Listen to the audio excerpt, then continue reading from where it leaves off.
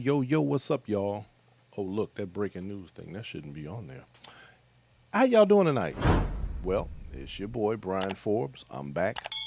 It is Inside Steppin', and tonight's show is going to be one of those shows that explains some things for those of you who come to these events, Steppin' events, and you have a lot of questions and you wonder why this is that way and that's this way. I'm gonna give you a little breakdown tonight on some of this stuff because we got a whole lot of events taking place, y'all, all over the country. And I always knew that once COVID was over, that there was going to be a lot of what I refer to as jockeying for positions. There's going to be a lot of folks putting in work to get into the right position to have their event. There's going to be, I don't want to say a battle or battles over dates, but it kind of is. Y'all see it. We have people who want to, give events on certain days and do things at, different times, and some of this stuff kind of overlaps. I see you, Bruce. Thank you for checking in, brother. I appreciate you. You have become quite the supporter, man, and I appreciate every little bit of that. In fact, I appreciate all of y'all. Y'all make this show possible and make it what it is.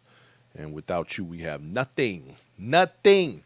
But then, we all, a part of this dance. We make it do what it do, y'all. That's the whole purpose for what we do. But Inside Steppin' was designed specifically for the purpose of promoting the dance, promoting the culture, explaining and spreading the culture, as well as giving understanding and clarity to the history of the dance. Because, y'all, let's keep it 100. There's a lot of things that take place in this community, and there are a lot of things that people don't understand. I got a lot of real good feedback last week from the show that we did when we talked about some of the different things that go on around the community. We had a really good time talking about a couple of weeks ago when we had Josiah Bird on. We talked about the get down, if you will, the original style of the dance and how it evolved into what it is today. And we had Casper on last week where we talked about a lot of elements in the dance and some of the history. Tonight, y'all, what we're going to discuss is promotion. So for the record, now, if you are a person who is a promoter or you have, something that you want to talk about in that regard, feel free to chime in with me. I may even bring you on to the show and you can talk about your event. Now, in the meantime, I'm going to jump straight into this thing. And hopefully, what I'm going to explain tonight will give you some clarity about, we go to these different events and people ask a lot of questions and people have problems with some of the things that go on. Well, I'm going to give you a little bit of food for thought as to why these things take place. Because let's face it, y'all, just because a person decides, they wake up one day and they say, I'm going to give an event. Now, that sounds good. Hey, Lala, I see you, darling. Thank you for checking in. They say, oh, I'm going to give an event. Well, that sounds good. And here's a simple fact. It looks easy. David Calhoun, how you doing, brother? Thank you for checking in. Some of these people make these things look easy. Some people do a phenomenal job at putting on these events. But there are a lot of considerations, and there's a lot of stuff that the general public is not aware of that takes place behind the scenes. I've seen some stuff, let me tell you, with some of the promoters. I've seen some things go on that, were quite interesting. I've seen things go on that people didn't know anything about, and the event still came off without a hitch. So here's the thing. When we start talking about people giving events, one of the number one, and I don't know if I should start with this because I know that as time goes on, we're going to pick up more people into the show. And it's something that I think is critically important about doing an event. In fact, I am going to wait. So I'm going to start with this. One of the main things to me and should be to everyone, one of the main and most important elements for any promoter to pay attention to is their own attitude. You have to have the right attitude in order to promote an event. If you're not a people person, let me just say this. Find someone who is. If you're not a person who is personable and you gravitate toward people and you make people feel warm and homey and that kind of thing, then cool. You got a lot of it already kicked in the butt. But the fact of the matter is, a lot of people are not personable. They pretend to be. They think they are. They one of my favorite quotes, I don't even know if anybody else has ever said this before, but this is something that I say all the time. Our perception of ourselves is very different than the way others perceive us. And for that reason, we all think we're nice people. We all think, we're good people. We all think that, we can handle ourselves when we have to. The fact is, not everybody is equipped to be a promoter. And if you're a person who wants to throw money behind the promotion of an event, then you should do that. But you should put other people in front in order to make sure that the people get what they want, or should I say get what they need from the event. I think that is a very important element for people to pay attention to. Hey, Sylvia, I see you. Riri in the building. Lala in the building. Y'all coming on through. That's what's happening. Smiling happily. Yes, ma'am. So if you're not a people person, put it out of your mind to begin with. Because I'm going to tell y'all just like this. Throughout my history in this game and around Steppin, I've watched a lot of relationships develop. I've watched a lot of relationships fail. Burma Johnson, I see you. It doesn't take much. And when you are in the spotlight, what you don't want to do is create elements of chaos. You don't want to become a person that other people shy away from.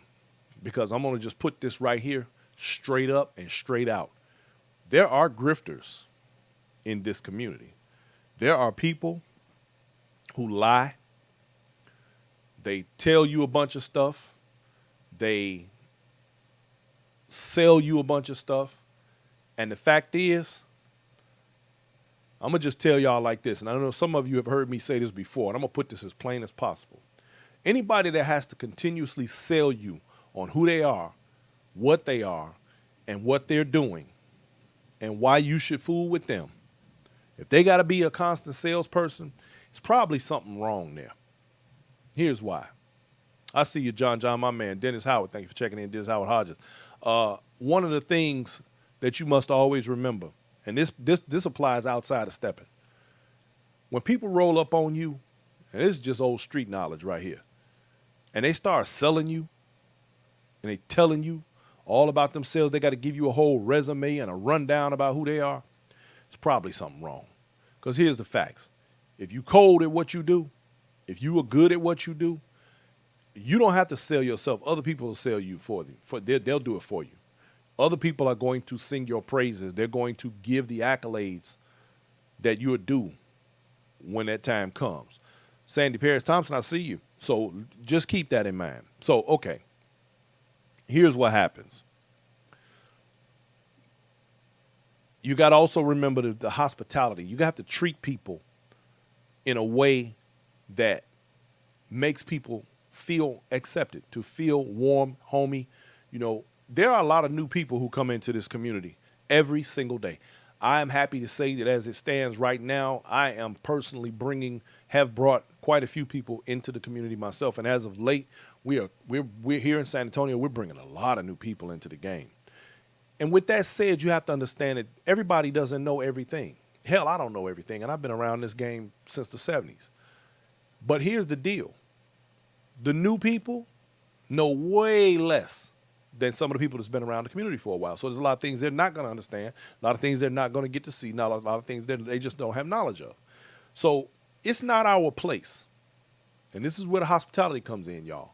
It's not our place to, every time there's an event going on, every time these people come out, they have to give you the disclaimer, well, I'm new. I'm just starting out. Okay, and I'm saying that to say this. They do it because of course they're insecure. I mean, we all started somewhere though. And this is the reason why it's so important that we embrace the new people. We embrace the people that are coming into the dance. So as promoters, it's important that we remember that everybody is not on the same level. As patrons of the dance, the rest of us, the general public, it's not our place to criticize those who may not dance as well as you. Everybody started somewhere. Everybody has a beginning. Your beginning may have been 2 years ago, 20 years ago, 50 years ago. Their beginning may be 2 days ago. Just think about that and embrace these people and help to bring them along. And as a promoter, it is necessary to make sure that these people are comfortable, that they are taken care of. I personally have taken people who are extremely new to this dance out of town with us, places that we go, like, come on, go with us. Come on, go dance with us. Oh, I ain't that good. It don't matter. Come on. And we do that because we are promoting and wanting to be good ambassadors of the dance and bring people around the dance who maybe have not been a part of it or are coming into it and learning to love it. It's our job to keep people loving what we do. So as promoters, and I'm saying this to the potential promoters and some of the promoters that are already out here who need to be taking a lesson from what I'm about to do today, from the information that I'm about to provide, just food for thought. Just remember that we have to take care of everybody, the old and the young, the old and the new. Gwendolyn Ferris says, yeah, but people like me who love the dance is treated so badly in the dance community because the men aren't dancing at the sets. I travel to dances and have the same experience. Gwendolyn Ferris, let me give you a little bit of food for thought. Now, we've approached this topic in the past on this show. Gwendolyn, I don't know your age, and I don't know what your background is. And I'm saying that because I want to be clear that this is not specific to you. Hey, Kathleen Taylor, I see you. Kathy Taylor, Kim Shelton in the building. Understand this. This community is sort of unique in that the populace of participants, predominantly being female, makes it very cumbersome for the males to cover everybody. The rule, and I'm going to get into the promoter side of this, the rule now should be, ladies who really want to dance, you need to be as close to that dance floor as possible. Now, we're going to get into that a little deeper later because I'm going to talk about some things that go on at the sets. But understand that the further away you are, the further a man has to travel to get to you to get a dance. Now, in the way some of these events are set up, generally you have tables. We're going to talk about tables in a little bit. But you have tables set up around the room. And within that room, some are more accessible than others. Now, fortunately, we do have male dancers who are literally dancing machines. They hit everybody. They really do. They try to hit everybody in the room. I know of, I can name, I'm going to go ahead and I'm going to just name Chalk James for one. Chalk James, there are, and I'm sorry, it slips my mind at the moment, but there are several others. They work the whole room. They try to hit everybody. They try to dance with everybody. They try to touch everybody's hand. Now, I'm saying that to say, don't leave it up to them. You touch everybody's hand. Ladies, especially my new dancers, my people who are new to this dance that are coming into this community, grab these guys. Just, hey, you dancing? Some of them are going to say no. So what? Don't ask, don't trip about none of that. It don't matter. Just, are you dancing? Go dance with them. Guys, same thing. We can't take this personal. I have turned down dances myself. Not because I didn't want to dance with a person. I had my reasons. It had nothing to do with the individuals. For whatever reason it was at that time. Sometimes I'm sweating, I'm tired, I'm wet. There are other times where I, may be having some other things to do. You know, I run my show, and sometimes I'm working, different things like that.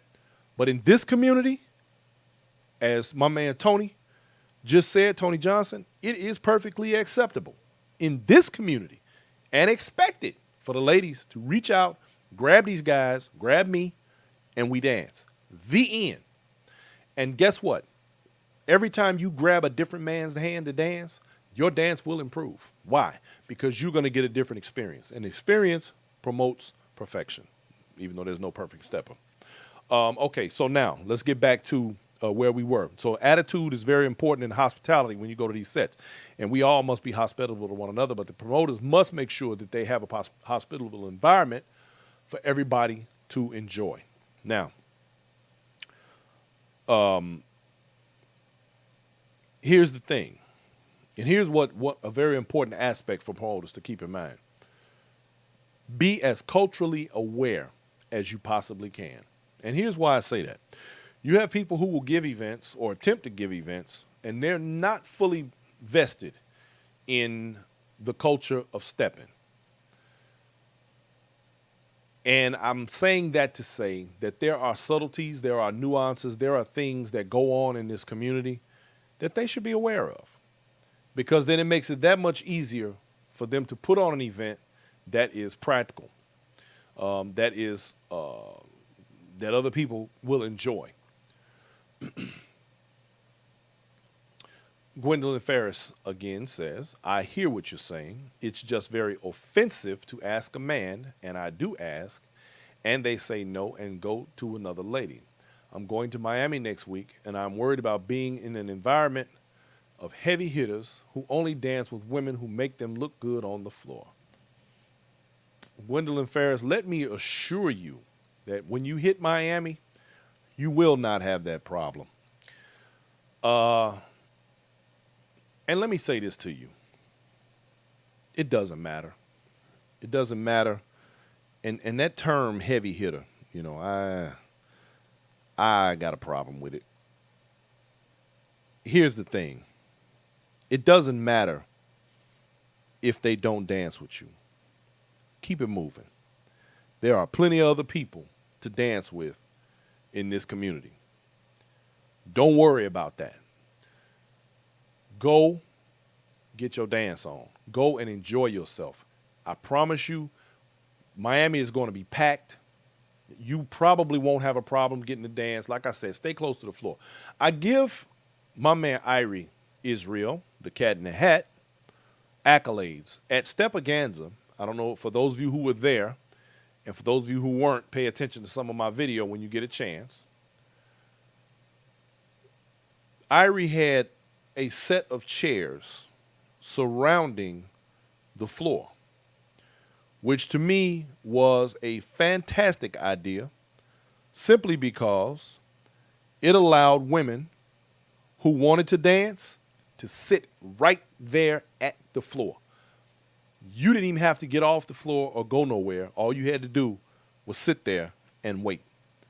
My man Tony God Gifted Johnson says, heavy hitters. Really? Shaking or SMMFGDH. Y'all know what that means. What a myth. Petty as hell. I agree with him. We need to get out of this ideology that these so-called heavy hitters are so untouchable. I was dancing with a young lady the other day, and she led in with, I'm new. I almost wish that didn't take place. I almost wish that I don't need a warning. Okay, let me put it to you that way. Unfortunately, well, let me put it this way. In a perfect world, we wouldn't need to be warning each other about where we are in the dance. Why? Because as a lead, as the male, as a lead, my man Casper Perry in the building, I see you. As a lead in this dance, it is my job as a man to find where you are in this dance and dance with you at that level. It doesn't matter who you are. It doesn't matter how new you are. We have to meet at a certain place on the dance floor. Wherever that is, as the lead in the dance, I should be able to, if I'm competent, become aware of your capabilities within a few seconds. It doesn't take long to figure that out. Now, moving on. For the promoters, one of the things that, and I'm going to go ahead and put this out there now, one of the main, most important and critical items for any promoter, right off the rip, period, point blank, event insurance. I'm going to say that again. Event insurance. Why? Because let's take, for example, COVID. When COVID hit, a lot of people lost a lot of money. A lot of people had a lot of problems. We're going to jump back again. Nathaniel Williams says one of the reasons why people say that is because the experienced dancers really don't dance with the people who are just learning. I can agree to some degree with that, but I really don't. I really hate that we can't get past that part of the game. And here's the thing, y'all. The only reason these so-called heavy hitters are who they say, or people give them these accolades for being, is because people go around saying this stuff. Let it go. Listen, y'all. Wanting to dance with somebody who doesn't want to dance with you is equal to you going out and meeting somebody that you want to date real bad and they don't want to date you back. Are you really getting ready to spend that much time and energy trying to be with that person? I'm just saying. Move on to the next one.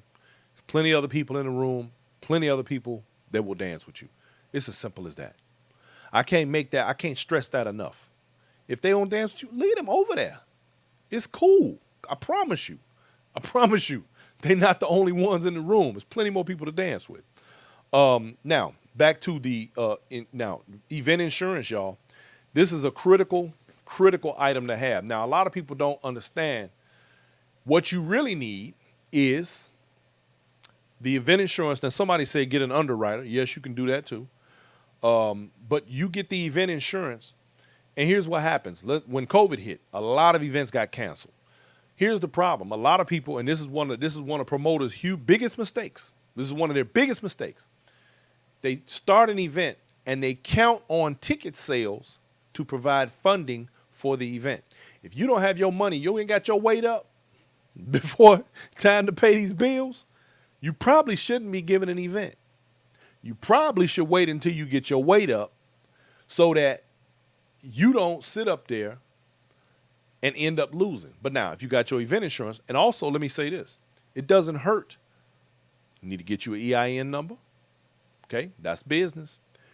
Business 101, y'all. Not only do you need to get you an EIN number, you need to potentially make it an LLC or 501(c), whatever you need to do, but you need to create to operate from and not from your personal pocket. There's a million business housekeeping things that we could go over in that regard, which I'm not going to hit them all. But the point is this. I'm letting you know the intricacies and the necessities for certain things in order to give an effective event. When you see these other people giving these events and they make it look real easy, sounds real good. What you got, producer lady? I just wanted to say, when you do a 501(c), it's a nonprofit, you maybe only get a 10% discount, but you do save taxes. Okay. When you report your taxes, you're going to have to file those taxes anyway. Okay. Okay, producer lady said when you do a 501(c), you only get a small tax break. No. But you do what? Go ahead, say that again. See, that's why you should be on the camera. You get a small discount. She said you get a small discount. Oh, a small discount with the venues. Okay, yeah. But you can save your taxes. And then if Oh, you have and then you can save your taxes, and if you have to, baby, we're not giving a lesson on 501(c). If you go get food at events, like a Sam's and set up an account, you Right. don't have to pay taxes. Got you. Producer lady, y'all. Anyway, she giving me a lesson on 5013C right now. Anyway, so okay, I want to get past this part of the thing, but I want you to understand that putting on an event is a business. It is a business. It is a business. You have effectively started a business. So don't get confused about what you're doing and understand you got to get your money need to be right. Your paper need to be in order. I see you, DJ Fly Diva, in the building. Dan Land Pro in the house. I see y'all. So these are the things that some of the things that you have to keep in mind when you're doing these things. It's not just a cakewalk. It's not just some little thing you just set up and you open up shop. Okay, let's do this. And yeah, it could work. You could get lucky and everything could go fine. But if you go through a situation like a lot of promoters did when COVID hit,